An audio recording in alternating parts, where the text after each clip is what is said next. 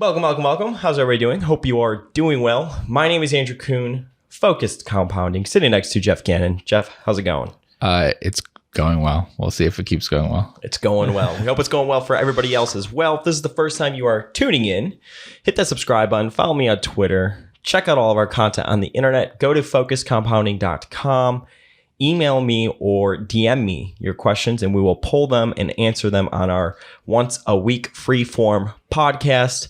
Anything you want to ask, investing related, DM or email it to me and we will go over it. So in today's podcast, we're going to be trying something new. We are going to be going through a what are you buying thread on corner of Berkshire and Fairfax. Maybe people listening or watching or seeing their accounts. And we could punch it into QuickFS. Tell them you came from Focused Compounding if you sign up. And we'll just talk a little bit about it, see what people are buying, see what's on other people's minds, and kind of go from there.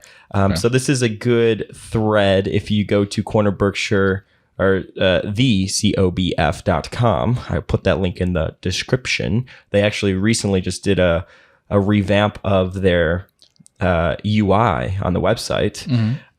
You can go to this thread and just people continuously update it on what they're buying, what they're nibbling at, and stuff like that. Does everyone know what this website is? We're just maybe not. What is? Yeah, we shouldn't assume. What is Corner Berkshire and Fairfax? Yeah, so I'd say it's a value investing forum. It looks a little different now, but it's like more old style message board type things. Yeah, and there's an investment thread one, there's a books one, and the idea behind it is it was originally people talking about two companies, Berkshire Hathaway and Fairfax Financial, and Berkshire, Warren Buffett, everyone talks about him all the time, so there's a lot of discussion of that, and Fairfax had been targeted by short sellers and stuff a while back, and there was a lot of talk online about it, and so those communities were brought together in this site. Do you go on this website a lot? I do go onto the website. You don't have an account though. No, and I don't comment on things on it. So and I only use certain parts of it. Yeah.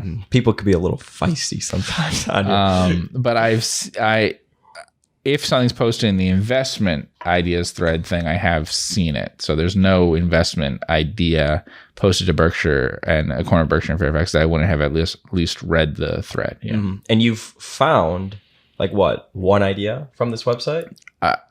So I think that's misunderstood when I say that. I found like one idea. I think one. It might. I think one. Yeah, I don't think two. But that doesn't mean that there aren't ideas discussed there that I also owned. It's just, did I find something there that I found nowhere else, right? And that happened one time where there was something mentioned there that I had never heard mentioned anywhere else before. Looked it up, and eventually we bought some of it. Every now and then I'll see your name come up on this website. Oh, well, if I see my name, I probably stop reading. That's a general rule for all over the internet. That's a good rule if you produce content. If you see your name. I have seen other things, whether it's Reddit things or whatever, where, I saw some things and I went, oh no, I know what I saw. Yeah, I know somewhere else I saw it too. I was just reading something at a write-up on another site, and then suddenly they just mentioned me. So actually they mentioned you. Get out of there. Oh, gosh. Yeah, but they referred to you using my name. I mean, how you're connected to me. Interesting. Yeah. Interesting. So somebody said that they were buying Berkshire. So we actually talked about Berkshire Hathaway stock when we went over Buffett's letter. Yes. And how our biggest takeaway from it was that Buffett thinks that Berkshire is cheap and that we would expect him to buy back a lot of stock. We're looking at a QuickFS right now. It's 14 times earnings, price to book, 1.3 times. Yeah, I like everything about Berkshire except that it's really big and its stock portfolio is really highly valued. But everything else I like a lot. What happens when Buffett passes on to Berkshire? I don't know. I would have had different answers in the past than now, I think. I'm less sure now because he ran it for so long. It got so big. When people were asking this question 15 years ago, I think the answer would have been different. I think there's very limited ways to allocate more capital. Is Todd still running Geico? I don't know the answer. We were talking about that, how that just randomly came out. Was it last year, right? It was during the pandemic that he was the CEO of Geico. Todd Combs? Yeah, I don't remember the date on that. Yeah. And I'm like, I feel like, how did that not get brought up? Unless it did, I just missed it at the annual letter. And I'm just surprised it hasn't been like a... All I know that Buffett said about it was that yes, they would hope it would be a temporary thing or something like that. It was intended to be a long-term solution, I think. That's the only thing I remember him saying. Got it. And we've talked about this. I always got the impression that like Ted is more investor based, and like Todd, it seems like he does more like operation. Like he could be an operator. Yeah, I've also gotten that impression, like you. Yeah. Okay, so somebody was buying more Berkshire Hathaway. What other stocks are people interested in? I'm just looking for the tickers. Pick up some more APTS. APTS. Let me type that in on our Bloomberg. Yeah. Called Quick FS. Preferred apartment communities. To evaluate, yeah. You could look at the business description, but I think the financials are going to tell us a lot. Is this a REIT? It is a REIT. It's a real estate investment trust engaged primarily in the ownership and operation of Class A multifamily properties with select investments in grocery-anchored shopping centers, Class A office buildings, and student housing properties. Mm-hmm. Interesting. I don't really know any takeaways that we could do from this without knowing the story. No, what's the... What a growth story, though, man. From 2011, 5 million to 2020, 502 million. Yeah, that's usually accomplished by issuing a lot. Yeah, I was going to say that's so much capital. That's the situation here, but yeah, shares have gone from 4 million to 49 million. Okay. Yeah. Like what's the EV to sales? 6.2. Yeah, I don't know what the mix is. That it's hard to believe, but that's not expensive for apartment buildings. Do you ever look at REITs? Yeah, I do. I find them to not be cheap enough usually, considering the amount of risk that I feel they're taking on financially. But yeah, I mean, there's some other apartment ones that are insanely expensive. So Buffett invested in some at one point. There might be great things to do in shopping related ones that I'm just not, aware of. I don't know enough about. They can be really good investments when they're troubled in some way. But people buy them a lot for the distribution. Mm-hmm. And then, so that can sometimes, have them at, I think, an unrealistic price. Like, this is not exactly a REIT, but, I guess it was structured as an MLP type thing. Pharrell Gas, which was the company that had acquired Blue Rhino years ago. So it's a propane company, distributes propane. Recently went to bankruptcy. And that's a company I watched for a very long time. And years before they cut their distribution, I thought it was crazy they were paying out the distribution that they were. Oh, really? Yeah. And then they cut their distribution and, a few years later they go bankrupt. Now they distribute a ton of money over time compared to, their eventual stock price and stuff. So it's not like people lost everything they put into it. If they were long-term shareholders, they got a lot paid out to them. But you can see the stock price sometimes was, although it had a pretty high yield, remarkably high, I would say, versus what you would think in any other terms in terms of EV to EBITDA or whatever for that kind of business, just because it, was paying basically everything out. So that's my biggest concern with the REITs. But, if the interest rate situation changes one day or whatever, then REITs might be really interesting to me. It's kind of just an issue of people are very attracted to income right now. Mm-hmm. And so I tend to find most things that pay almost everything out in income, are a bit pricey. Got it. Let's see. This guy is doing a snow angel and a money angel. Open position in Alibaba and Baba. We're going to talk a little bit more about that in our freeform podcast. Okay. But Munger recently bought some Baba. All right. What does that look like?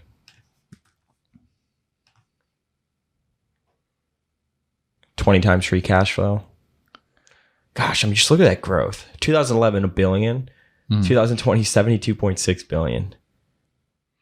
That's a 56% CAGR over 10 years. Yeah, that is impressive. That is crazy. I wonder if Li Lu still owns Alibaba or not. Yeah. It almost sounds like that's been he's had a huge impression on Munger. It does sound that way. I mean, both ways, but yeah. Definitely sounds that way, yeah. People are talking about Markel. Have you ever looked at this company? Yes, I have. I've looked at it. I've looked at Allegheny, yeah. Yeah, a lot of value investors, I guess, in the sort of follow that group. They all usually reference this company. Yeah, so definitely similarities on the investment side to Berkshire and Fairfax, both. Not a lot of insurance companies are structured that way. Do we have information on price to book and things like that now? Yep, 1.3 times price to book. We got what else do you want? No, that's pretty good. 5.5% return on equity. Yeah, I don't know. I mean, I have to know more about the accounting that way because of how insurance accounting works now. Yeah. What I mean is on the investment side, how it works. Yeah, that's not that expensive for a company like that. It's not cheap during normal times for a company like that, but I mean, the market's pretty expensive. So we just saw the same thing with Berkshire. I assume the same situation is with Fairfax too. We talked about a title insurer, same sort of thing. That's not that kind of price range. Yeah, it might be better than buying a the S&P 500. Yeah, but I mean, then buying a insurer less well that trades at a discount to book. I mean, a lot of people have a problem with paying a premium to book for an insurer, and I can understand why. If you look at the long-term return on equity and stuff, it's often not that great. For insurer now, you kind of have to look at the change in book value over time and do that as a measurement, as a better way of guessing what the return on equity is. But Markel historically has been a very good insurance operation. Very good. Did you see this yesterday? They're going to Madison Square Garden Entertainment's acquiring MSGN. Yeah. They I was like, what? Yeah. Deal valued at more than $900 million and aims to tap into the rise of sports gambling. Okay. Interesting. I don't know right? if that's what it is, but that's what the Wall Street Journal said. They were separate and they put them back together, right? Yeah. I'm not. They spun here. off. It's the same as like Viacom, CBS, exactly. taking apart, putting them back together. Okay. Yeah. Yeah. We looked at this company, it's both of them, but in particular MSG Networks, which, if you remember, I thought looked. Let's see. Yeah, we looked at both of them. Yeah, it looked interesting, but on a long-term basis, the problem was you basically had liabilities, like you were agreeing to pay for stuff, and I didn't know what the audience would be and how much they'd be willing to pay for it in future years. Mm-hmm. And so it kind of worried me, and the structure of the financial situation they were in kind of worried me. I thought that there was significant leverage that way, because it's kind of an off-balance sheet sort of thing if you think about it. Mm-hmm. If you're agreeing, I'm going to pay you for your rights to your sports teams to air them on my network for 20 years or whatever the deal was. It was a long-term deal, and there was an automatic escalation of a few percent a year or something. But what if your TV audience over time goes down, or what if your ability to get per subscriber goes down? You basically have a fixed cost for something, and then you're selling it at a price that isn't necessarily higher. Yeah. Have you ever been to the Garden? Is that what they call it? The Garden? They do, and I have been, yeah. Yeah, it says Madison Square Garden in 2015 spun off its sports and entertainment business. And that's why we looked at it, probably, was because you've pretty much been there too. I mean, we didn't go inside, but yeah. From its media business, making MSG Networks a standalone media company. In 2020, Madison Square Garden spun off its entertainment businesses from its sports businesses. Madison Square Garden Sports Corp owns the New York Knicks and New York Rangers, among other teams and assets. This is the Dolan family, right? Yes. Yeah. Which made a lot of money in Cablevision. Yeah. So I thought that was funny, because that was kind of interesting, I thought. What else we got here? Yeah, I mean, that's, I don't know about the explanation versus the truth. With a lot of these companies, sure. I feel like they split up and get back together based on kind of what they think Wall Street wants at that time. Course, and so, and it doesn't value it, I mean, the CBS Viacom thing, I think when they split them up, they thought Viacom will be this hot stock and no one wants CBS.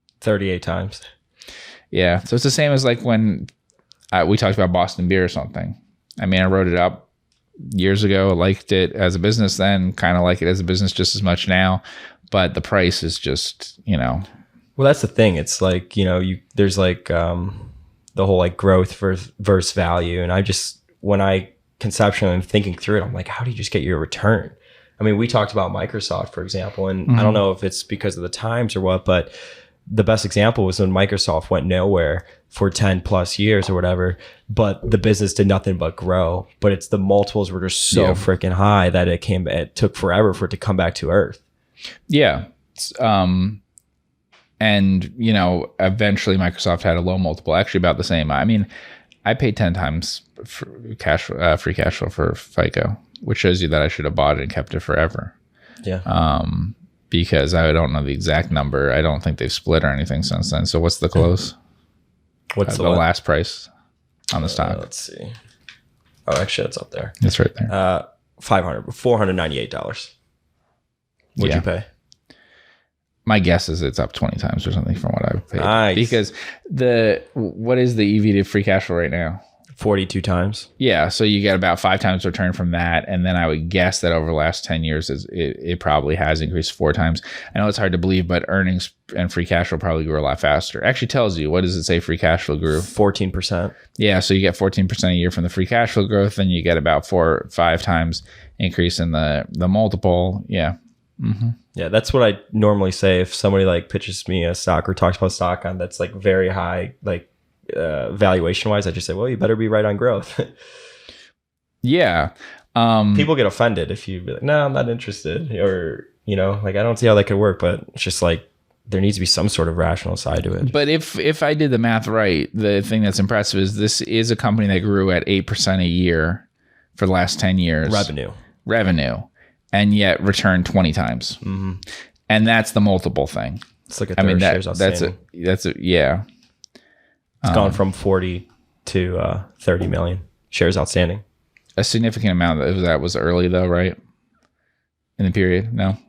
Yeah, from 2011 to 2014, it went from 40 million to 35 million. See, the issue with that is they were able to buy back a lot early on because their stock was cheaper. So buybacks don't accomplish anything when your stock's really expensive. Mm-hmm. They just don't. You can't buy back much stock. I mean, at this point, if you used all of your free cash flow, you can't even buy back more than 2% of your company or something.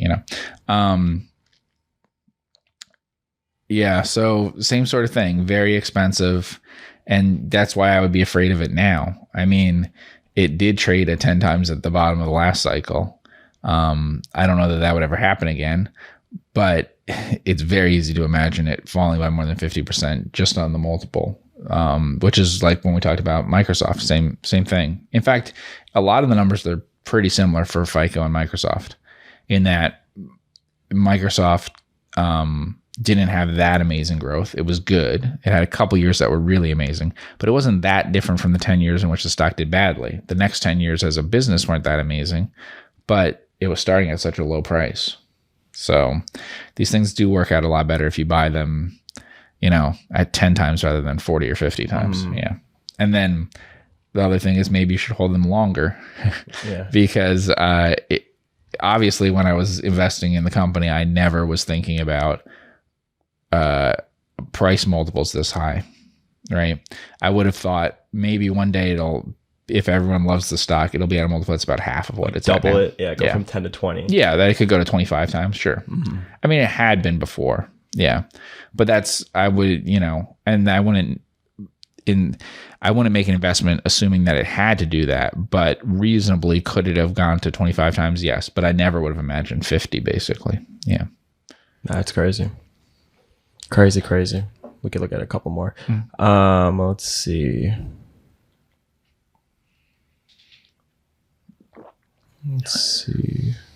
Someone went on a podcast to talk about ATTO. Oh, I think I know what that is. Let's see. Smaller company, $318 million market cap, 6 times EV to free cash flow. They provide customer relationship management and business process outsourcing services and solutions in Brazil, the Americas, Europe, the Middle East, and Africa. Yeah, I basically thought this was like a call center type company. Yeah, I think I know this one. It provides its services and solutions through digital channels, which include SMS, email, chats, social media, and apps. Contact center. Yeah, it's not a call center. As well as through voice. Yeah. And it outsources it to other people. Like it runs it for AT&T and stuff. I mean, not AT&T, but AT&T I know does outsource a lot of that. And in the US. Yeah. EV to sales, 0.4. 10-year median margins on EBIT, 4.6. So it's kind of that's good. You can call it cheap. Yeah. I mean, you adjust that for tax rates in the US and stuff. You're talking about saying that on a normalized basis, the PE would be like 13 or something. Mm-hmm. So yeah, I think there's a pretty big threat on this on corner Berkshire and Fairfax. The two issues are the country and the industry that it's in. And I may be biased a little bit about that, but I did read the presentation from this company. Interesting. Well, I'm going to search this podcast and find out who Safety and Numbers is. Oh, is it the Seeking Alpha blogger? I'm not sure. I have no idea. Let's see. Interesting. Cool. Well, I want to start talking about more timely stocks and what people are buying and stuff. Okay. So we'll find a right format for that. Amazon. People talk about Amazon. Yeah. Berkshire. Does Berkshire still own some Amazon? Oh, that is right. I totally forgot about that. It wasn't a huge position. No, it was probably one of the other guys. Oh, yeah. It wasn't Buffett. Ted or Todd. Mm-hmm. EV to sales, 4 times. Yeah, Amazon's got 2 parts that are very different in terms of what the EV to sales and all that should be. So that's a little comparing like Amazon versus web services. Yeah. Mm-hmm. So it is a little difficult to tell that way. But how would you? Okay, here's a perfect example, right? EV to free cash flow, 52 times. So let's call it a 2% free cash flow yield. Okay. Right, but growth 27%. So it's like, how do you? That could be fine.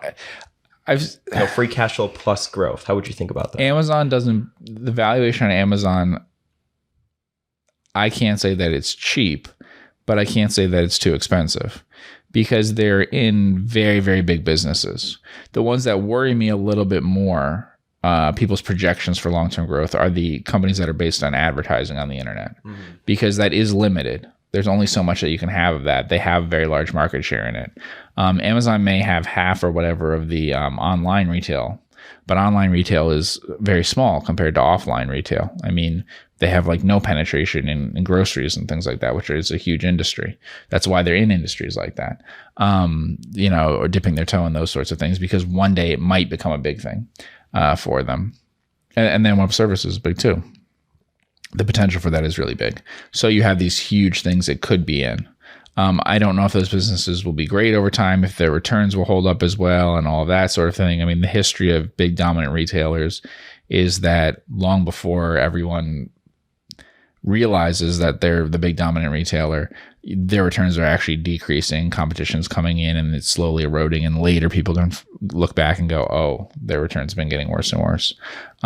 So I don't know if the profitability will be as high forever, but they're really big markets that they're in. So it doesn't bother me as much as when people project really large sizes for Google and Facebook and companies like that. Compared to, Facebook, Google, Apple, companies like that, Amazon is operating in much, much bigger markets. It's very global, and it's just huge markets. I mean, how much does it do in sales right now? $386 billion. Yeah. And it isn't, I mean, it has large market share in some places, but no, the valuation is not, you can't prove that it couldn't grow a lot more, because it has almost no market share in some areas of retail that could become big one day. I'm not sure they all will, but like Chewy is a public company now, and pet food is something that I always question whether it become very big. And it has, because it combined 2 things that are kind of interesting. The economics of it are terrible because of shipping and stuff with weight, but the convenience, everyone wants it. And so it's one of those questions of, will people do something for convenience that is clearly inferior in every other way as a value thing. I mean, it's more expensive in terms of the cost structure for them. There's just less of a lot of things, but would they do it? And, that's kind of the thing with like, DoorDash and things like that. How valuable is convenience? And Amazon has very small market share in some areas that could become really big. One day there could be a really big amount of online sales of all sorts of things. I can't be sure that there won't be a lot of online grocery sales one day. And if there are, if you had half of the grocery market in the US or something, that's like, it's a ton. It's close to half of what, it's more than half. It's between half and all of what they're selling right now because they do almost nothing in grocery. So in terms of sales, profitability, probably not so great, but maybe it would be different. Maybe the model would be different. I don't know, but there'll be lots of things they'll try out and some of them might become hits. And so it's possible they could grow at a good clip for a long time. The San Diego Chargers supposedly are putting themselves up for sale. Okay. I wonder if Jeff Bezos is going to scoop them up. Supposedly he's been wanting to buy an NFL team. Well, so that's an interesting part of it. Do people care how involved he is or not with Amazon? Do like Amazon shareholders? Investors, yeah, shareholders, I don't know. I mean, he's still chairman. He's not the day-to-day. I mean, they said that it's been like that for a couple of years now. Right. Then COVID came and he was back at the office every single day. Yeah, I don't know a lot about Amazon historically. It certainly seems like they don't keep executives or employees or anybody for very long. As compared to most companies, it seems like there's a huge amount of turnover. I can't tell you how many former Amazon people are at other companies, and they weren't at Amazon for long. Is it like a resume builder? It might be. Yeah. It could be. And then go to like a startup or a smaller company. Yeah. Skin in the also, game, compared to other big tech, it doesn't sound as nice a place to work for the top executives and stuff. I think it was a more demanding place. Yeah. So the culture sounds very different than the other big tech companies. So he survived a helicopter crash. Yeah. Yeah. Yeah. Yeah. He's going to put us on Mars. That's possible. Yeah. I just wonder if people care about that because about him, not being as involved at Amazon, because historically, usually people on message boards and things talk a lot about who's running the company and all of that. Sure. And I just don't have a feel with Amazon about so he owns a lot of stock and he's the chairman and all that sort of thing, but who's making the decisions and the strategy of where they go and all of that? Because there aren't other people involved that are big in it. It's just crazy being so take last year out of it, right? A $280 billion company, like in revenue in 2019, and you still grew, 20.5%. Or 280 from 232 billion the year before. I mean, just being so big and still growing so much. Yeah. It's incredible. It is incredible. And that's not, big pricing increases, I think that's actual physical volume of things going up. Yeah. On both sides that way. So, yeah. I've talked a lot about it on the podcast, but my favorite stories about Bezos when he was talking about starting AWS and how usually when you start a new company, you may have 2 or 3 years before competition comes in. But with AWS, it was like 5 or 6 years. And that made all the difference for them just to get so far ahead. Yeah, it's interesting. I've read a lot of books where they say the same thing. I can't tell you how many CEOs, when writing about in a book, saying, here, I always thought we'd have a few years and then the competition would come in, so we had to do this fast. And I was wrong. They took like 3 times longer, which is interesting why they always predicted that'll happen so fast that way. I like the day one attitude. I was looking at my wall in my office. Yeah. I was like, I want to get like a little tarp thing that just says focus compounding. I'm never going to change it. Have that sucker for the next 50 years. Because that picture of Jeff Bezos, he's working in his office and he has the Amazon thing on the wall.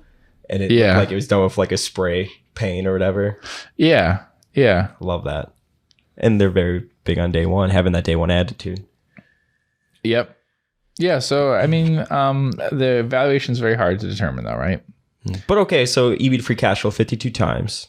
Right. Revenue growth, 27 times. Say that just somehow ends up being, 10%. I mean, you're still getting, you could see how you could get a decent return even at these prices. It doesn't seem unreasonable to me. Actually, most of the very big tech things do not seem unreasonable to me on valuation. I actually would say that the things we looked at, like, FICO, like Visa, like when we talk about Boston Beer, those worry me a lot more. I don't know what that's all about. As compared to if you have, Apple's a lot more expensive now than it was before, but, Apple and Google and Microsoft and Facebook, for instance, not so Netflix, I don't know enough about. But those aren't cheap, right? But there's the potential there. I mean, for them to be not just really good businesses, but grow for a while longer. So the multiples aren't crazy on those. What's the multiple on Boston Beer? EV to EBITDA, 45 times, 46 times, 45.7. Yeah. I mean, they have a really big, hard seltzer thing, apparently. They own Truly, right? Yeah. The indications are that there's kind of a boom in that area right now. Like really, as compared to when they introduced it. So that might be part of the excitement that people have for it. I don't exactly get it, to be honest, that way. Why you pay that kind of price. The reason I don't get it is because if it really becomes that big, some of these things we're talking about, there's competition. You can read the book, Quench Your Own Thirst, and get a feel for what they did and how much competition came in and all those sorts of things. I like the business, and I think they'll accomplish a lot of stuff for the long term in building these brands. But it's just the way that the business works. This isn't a winner takes all sort of thing. I don't think it is. So I think that's kind of a high valuation to put on like a food type company. Crazy. Cool. Well, I want to thank everybody so much for tuning in with Geoff and I on the Focus Compounding Podcast. If you want to put a smile on my face, leave us a 5-star rating review. Thank you so much, everybody, for all the support. Follow me on Twitter at Focused Compound. Go to focuscompounding.com to get access to investment write-ups by Geoff, and hit that subscribe button across all the platforms, wherever you listen to the podcast and on YouTube. Thank you so much for all the support. Send me some questions, DM me questions, email me questions, info@focuscompounding.com, and we will see you in the next podcast.